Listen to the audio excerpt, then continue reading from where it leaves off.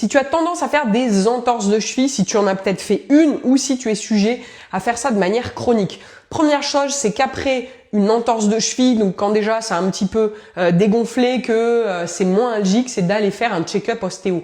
Parce que sur une entorse de cheville, il y a souvent pas mal de verrouillages qui peuvent se mettre en place et qui peuvent avoir des répercussions sur le long terme. Donc hyper important d'aller, oui, déverrouiller la cheville, mais le genou, le bassin, la hanche, les lombaires, aller voir un petit peu tout ce qui a pu bouger, d'accord, sur le reste du corps en amont de cette cheville et puis vraiment à proprement parler au niveau du pied.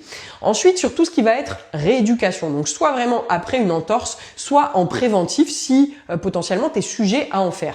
Généralement à la maison on n'a pas trop de matériel, donc je vais te montrer avec vraiment b.a.-ba du matériel. Ce qui va être important, c'est déjà de renforcer sur le plan musculaire les péronniers qui sont là, qui permettent à ton pied de faire ce mouvement, c'est-à-dire le mouvement inverse de clac, l'entorse qui part comme ça.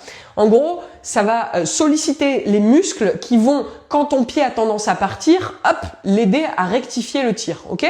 Donc, pour venir faire travailler ces muscles-là, un petit élastique, tu vas mettre des deux côtés en même temps. Et donc, on l'a dit, tu poses tes talons au sol et en fait, on va faire des deux pieds en même temps ce mouvement-là. Donc, c'est vraiment, mes pieds vont faire ce mouvement-là, tu vois? Si je te montre d'un pied, ça. Donc avec mon petit élastique, je mets un peu de tension au départ, je pose mes talons et on est parti. Hop, hop. Tu peux faire des séries de 10, 3 à 5 séries de 10, un petit peu selon comment tu es capable de faire.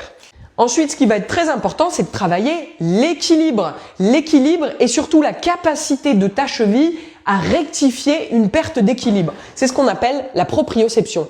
Pour ça, je te montre donc sans matériel ce que tu vas pouvoir faire. Premier niveau, c'est tout simple, c'est tenir sur un pied. Jusque-là, tu vas peut-être me dire « Ouais, ça c'est facile ». Ok, pas de souci. Si ça c'est facile déjà que tu arrives à tenir 30 secondes sans problème, nickel.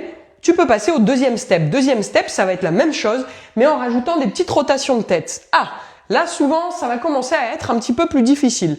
Même chose, tu essaies de tenir pendant 30 secondes. À chaque fois, on équilibre, hein, évidemment, on fait les deux côtés. Même chose, 30 secondes en rajoutant des petites rotations de tête. Troisième niveau, ou en tout cas deuxième niveau bis, on va dire, ça va être de rester statique, mais là, en fermant les yeux. Donc là, tu viens carrément enlever, d'accord, tout l'aspect visuel. Et donc là, on n'est plus qu'au niveau de la proprioception de ton pied. Donc là, même chose, tu vas voir que waouh, l'équilibre est pas du tout le même.